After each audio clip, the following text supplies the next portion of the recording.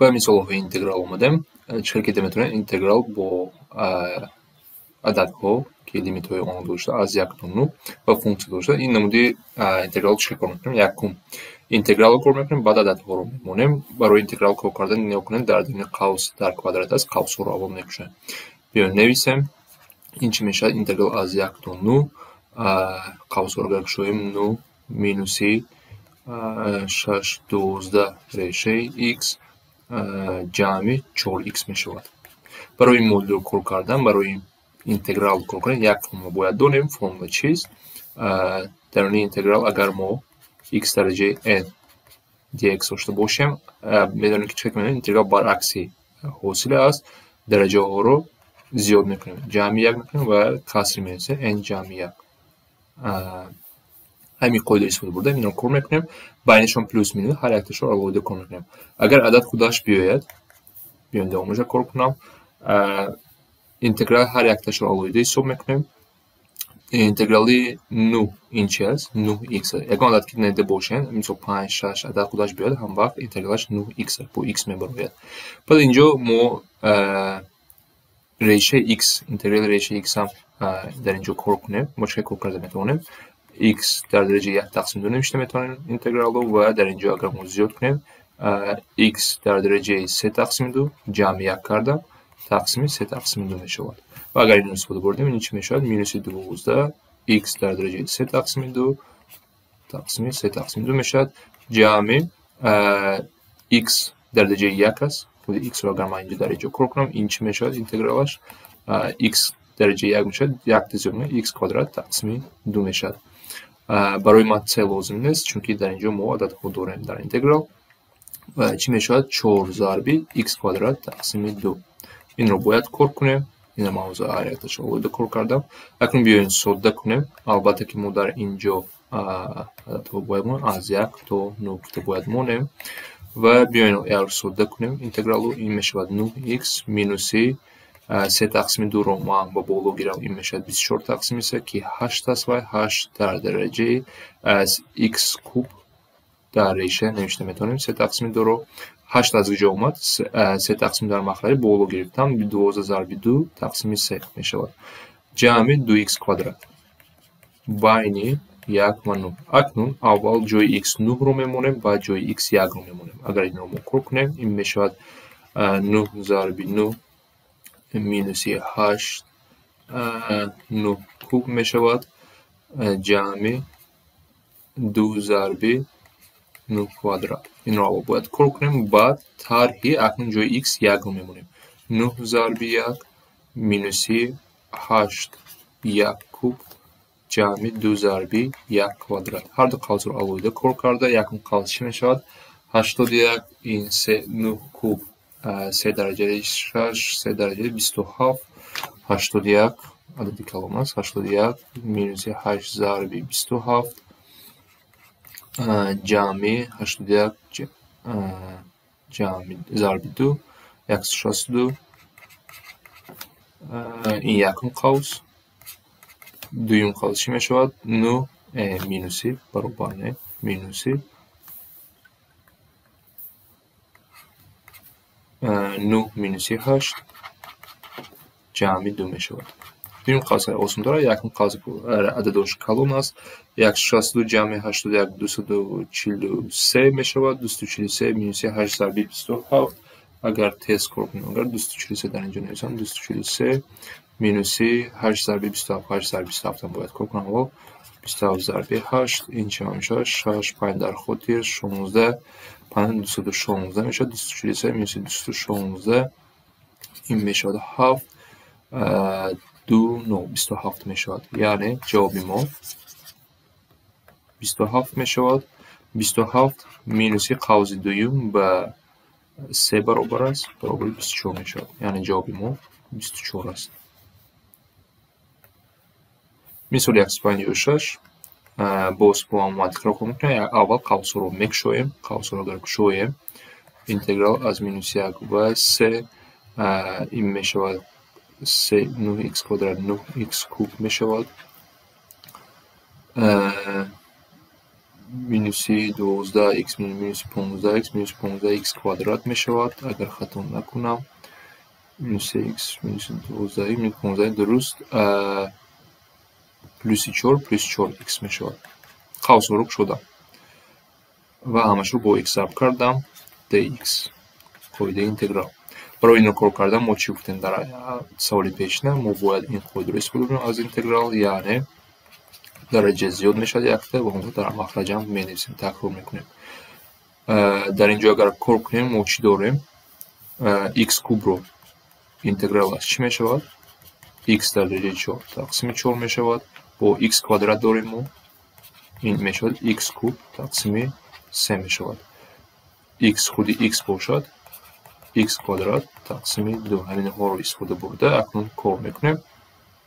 ба ҷойош менависем чӣ мешавад? Интеграли мо баробар 9 зарби х дараҷаи 4 тақсими 4 мешавад, минуси 15 зарби х куб тақсими 3 ҷамъи 4 зарби х квадрат тақсими 2.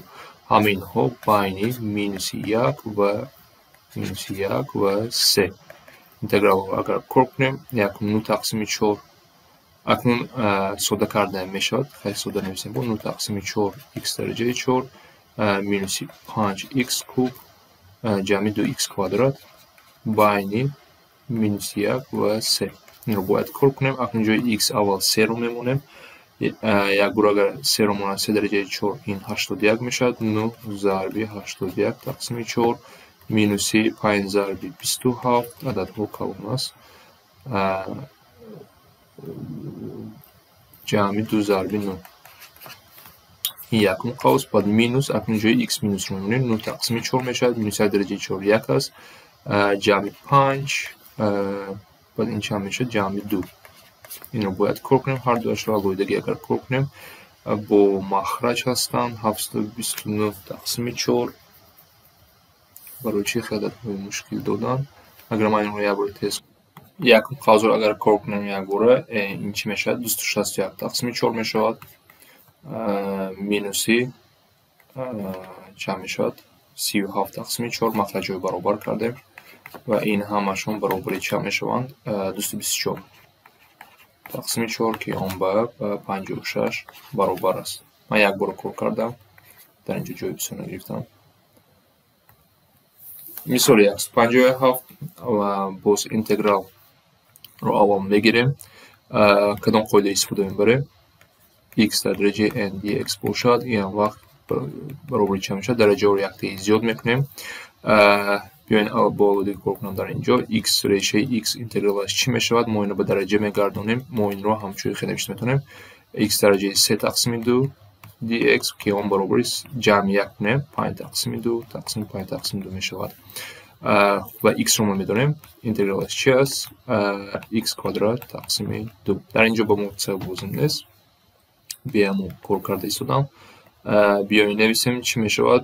интеграли мо 5 зарби х дар дараҷаи 5 тақсими 2 5 тақсими 2 минуси 20 зарби х квадрат тақсими 2 байни 4 ва 25. биёин акнун шаклашро сода кунем. ин чӣ баробар мешавад? 5 тақсими ба боло гирем дар 2 зарби х дар дараҷаи 5 дар квадрат дар решаи квадрати минуси 10х квадрат. ададҳо бо калон ҳастанд. барои чӣ хеле саволҳо мепурсанд? барои тафтиш кардан акнун аввал 25 мемонем. 2 зарби дар решаи 25ро ман 5 квадрат навишта метавонам дар дараҷаи 5 минуси 10 зарби 25 квадрат. ададҳо калон ҳастанд. минуси акнун 4ро мемонем. чанд мешавад? 2 4ам 2 квадрат дар дараҷаи 5 навишта метавонам. минуси 10 зарби 4 квадрат. инро агар боз якбор агар кор кунам, якум қавс ба 0 баробар мешавад. минуси 2 дараҷаи 5 32 64 16 минуси 160 ба чӣ баробар? ба 96 баробар мешавад. мисоли 150 ҳисоб кунем. Боз мо интеграл дорем. Дар инҷо як қоидаро истифода мебарем аз интеграл. Якум қоида ин чи аст: x дараҷаи n dx ба чӣ баробар аст? X дараҷаи n ҷамъи 1 n ҷамъи 1 аст. بیاین خیلی کار کنیم کدام اینتگرال رو داریم. x کوادرات رو داریم. اینتگرال x کوادرات به x کوب تقسیم 3 برابر است. اینتگرال x به x کوادرات تقسیم 2 برابر است. از روی این قاعده اگر به جاش نویسیم اگر چی میشود؟ x کوب تقسیم 3 مینوس 6 x کوادرات تقسیم 2 جمع 8x اگر عادت نباشه اما 8x میبراید بین مینوس 3 و 6. اکنون اول ما جای x 6 میمونیم بعد مینوس 3. در اینجا ما سودا کرده میتونیم. در اینجا ما این رو همچون 3x کوادرات نوشته میتوانیم. کار کنیم اگر اول 6 نمونیم 6 کوب 36 216 تقسیم 3 36 ضرب 3 108 جمع 48 این یکم قوس است. مینوسی اکنون جای x مینوس 3 میمونیم. مینوس 27 تقسیم 3 9 مینوس 27 باز مینوس 24 یکم قوس مخرج اگر این مینوس 148 اکنون مینوس 60 میشود. 216 مینوس 180 تقسیم 3 میشود. دویم قوس اگر ما سودا کنیم این میشود مینوس 9 مینوس 27 مینوس 24 این رو باید کار کنیم. یکم قوس به چی برابر می شود؟ این به 36 تقسیم 3 به 12 برابر می شود. مینوس دویم قوس به مینوس می براید 51 مینوس 60 نه 51 60 مینوس 60 می شود. 12 جمع 60 این که به 72 برابر می شود. مثال 159 برای این مثال کار کنیم. یکم اول قوس ها رو میکشیم. اینتگرال اگر از نو نویسیم این بچه از 9 تا 3 1 مینوس 4x جمع 4x کوادرات x می شود. اکنون برای این کار کنیم باز فرمول کدام استفاده میبریم. این چی می شود؟ n جمع 1 تقسیم n جمع 1 می شود. کدام اینتگرال ها به ما داشته است؟ x ما x رو میدونیم این به x کوادرات تقسیم 2 برابر است. x کوادرات هم به x کوب تقسیم 3 برابر است. اکنون به جای اینتگرال اگر کار کنیم یک اینتگرال یک هم وقت به x برابر است. مینوس 4 ضرب x کوادرات تقسیم 2 جمع 4x کوب تقسیم 3 بین 9 و 3 باید این رو کار کنیم. اگر باز ساده تر نویسیم این به چی برابر میشه؟ x مینوس 2x کوادرات جمع 4x کوب تقسیم 3 بین 9 و 3. اول 3 رو مونیم. 9 رو مونده شرط نیست چون که دو اینفوده همش به 9 برابر میشد. 3 رو اگر مونده 3 مینوس 2 ضرب 3 کوادرات جمع 4 ضرب 27 3 کوب 27 میشد تقسیم 3 مینوس 9 برابر میشد. این رو اگر ساده کنیم 3 9 مینوس 18 جمع 36 این به چی برابر میشه؟ 18 جمع 3 به 21 برابر میشه. مثال 160 باز این مثال رو اول قوس رو کشویم. بین 2 و 3 قوس نیست. برای چی قوس رو میکشویم؟ کوادرات دیدم به فکر کردم قوس نیست. باز چه اسمیم؟ قاعده x درجه n dx x درجه n جمع 1 تقسیم n جمع 1 میشود. ما کدام وای رو داریم؟ فونکسیون x کوادرات داریم. x کوادرات dx به x کوب تقسیم 3 برابر میشود. اینتگرال عدد هم وقت به 2x برابر میشه. در اینجا اگر ما جاش مونیم اگر اینتگرال ما چی میشود؟ 3 ضرب x کوب تقسیم 3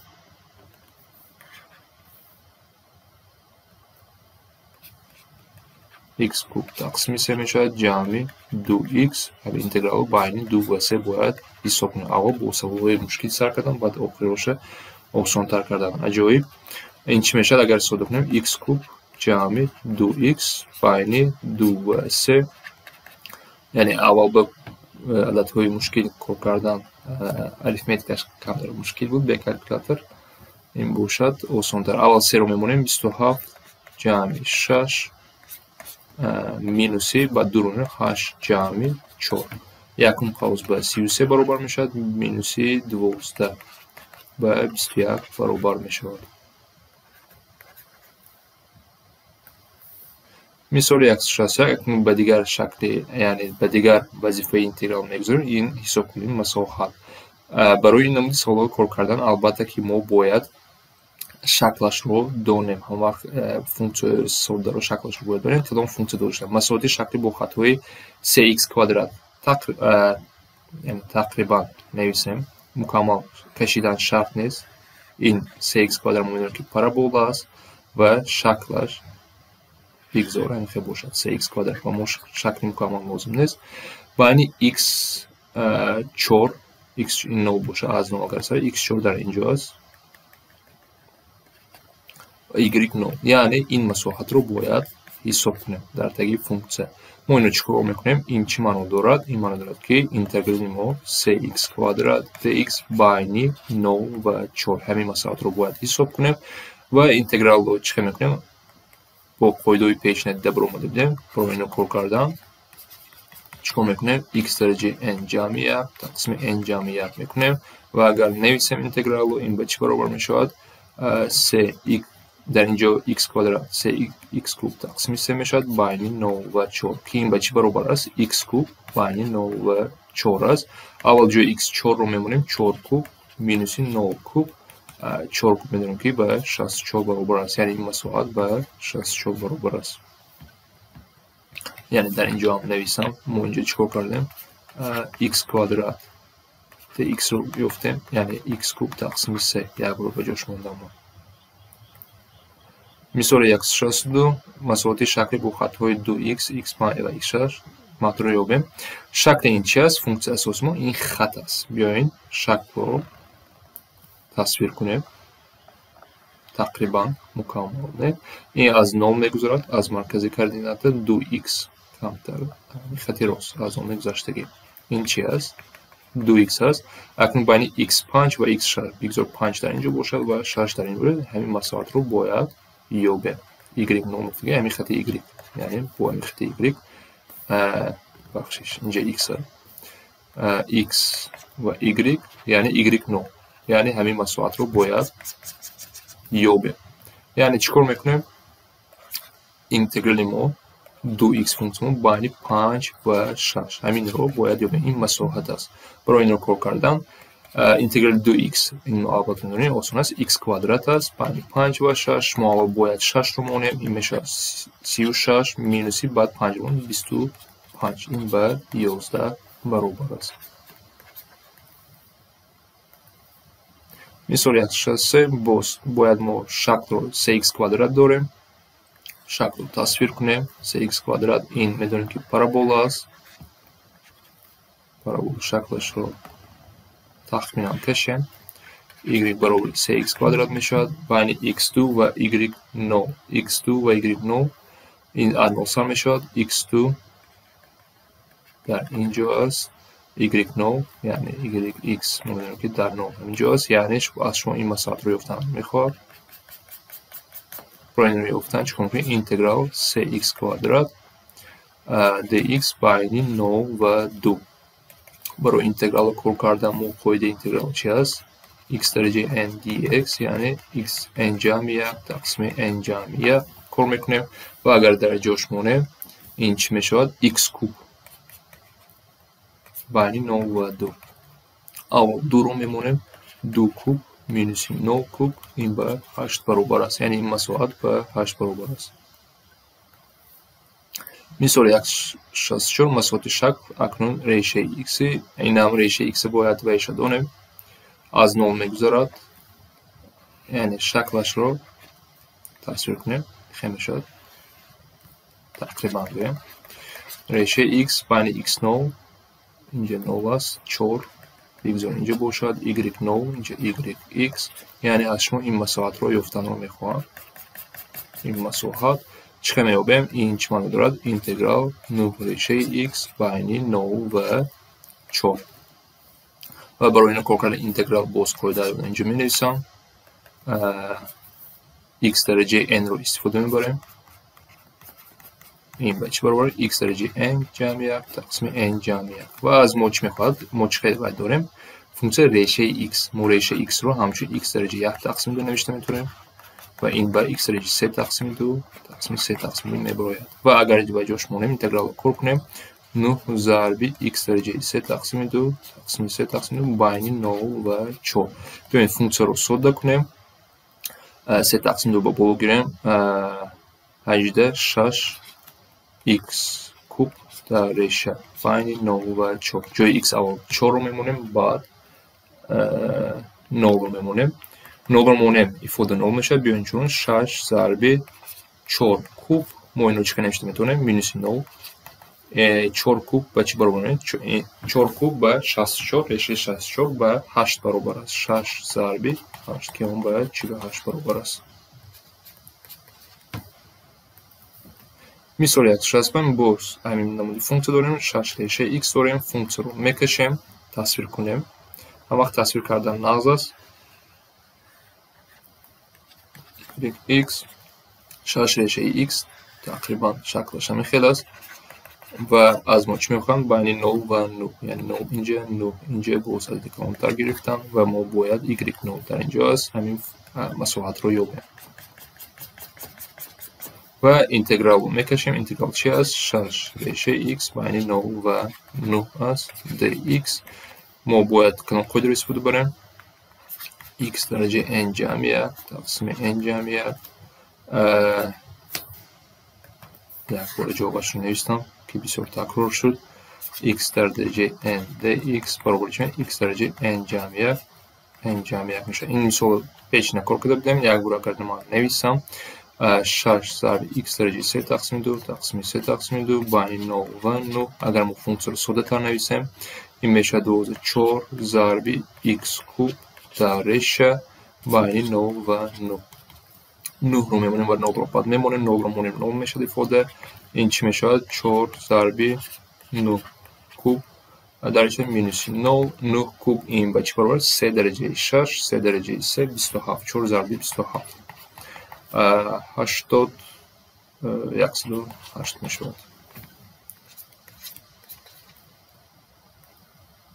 مثال است با فونکسیون است اکنون 3 ریشه x داریم اگر ما یک رو نویسیم همچون مثال پیش نه ما یک خیلی است اینتگرال ما مساحت چی است 3 ریشه x از 1 تا 4 dx خیلی بیاین شکل رو نویسم کشم تقریبا چی بوده ما مثال پیش نه مانند است از شما چی میخواهد اینجا 3 ریشه x بین 9 و 4 رو یابیم میگم بین 1 و 4 بخشش 1 و 4 یعنی این مساحت رو باید یابیم اگر ما اینتگرال یا برو کل کنیم چی میشود 3 x درجه 3 تقسیم 2 تقسیم 3 تقسیم 2 میشود بین 1 و 4 ساده تر نویسیم این با چی برابر میشود با 2 x کوب در ریشه بین 1 و 4 اول 4 رو میمونیم بعد 1 رو میمونیم این میشه 2